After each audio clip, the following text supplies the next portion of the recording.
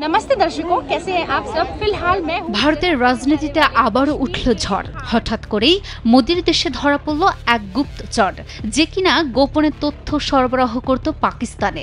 এবার আর গুজব নয়, পুলিশের হাতে রয়েছে প্রমাণসহ অভিযোগ। গোপন সূত্রে খবর আসার পর তদন্তে নামে পুলিশের স্পেশাল টাস্ক ফোর্স।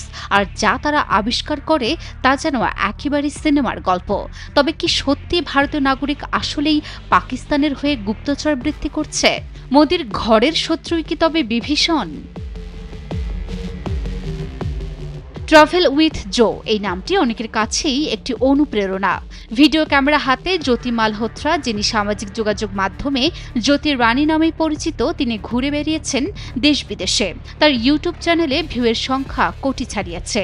জীবনটাকে যেভাবে উপস্থাপন করতেন সবাই ভাবত তিনি একজন নির্ভেজাল ভ্রমণ পিপাসু। কিন্তু হঠাৎ সব পাল্টে গেল। তিনি এখন রয়েছেন চাঞ্চল্যকর এক মামলার কেন্দ্রে।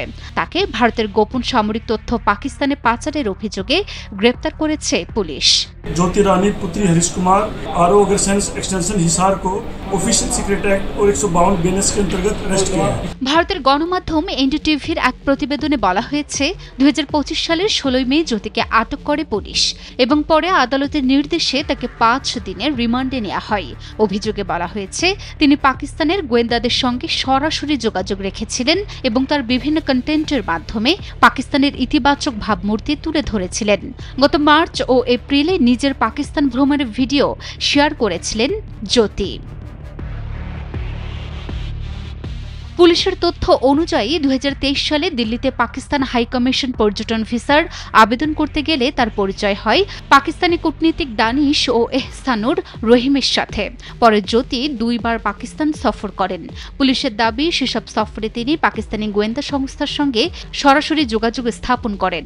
জ্যোতি রানী নিজেও স্বীকার করেছেন, পাকিস্তান থেকে ভারতে ফেরার পর তিনি নিয়মিতভাবে হোয়াটসঅ্যাপ ও টেলিগ্রামের মাধ্যমে ওই কর্মকর্তাদের সঙ্গে যোগাযোগ রাখতেন এবং ভারতীয় সেনাবাহিনীর চলাচল, ঘাঁটির ছবি ও গোপন তথ্য পাঠাতেন। এই ঘটনার সঙ্গে জ্যোতির আরও 5 জন সহযোগীকে আটক করা হয়েছে, যারা ওই গুপ্তচর চক্রের সঙ্গে যুক্ত বলে পুলিশের দাবি। অভিযুক্তদের বিরুদ্ধে বর্তমানে ভারতীয় আইনে বিচার প্রক্রিয়া চলছে। Desk report, news 24।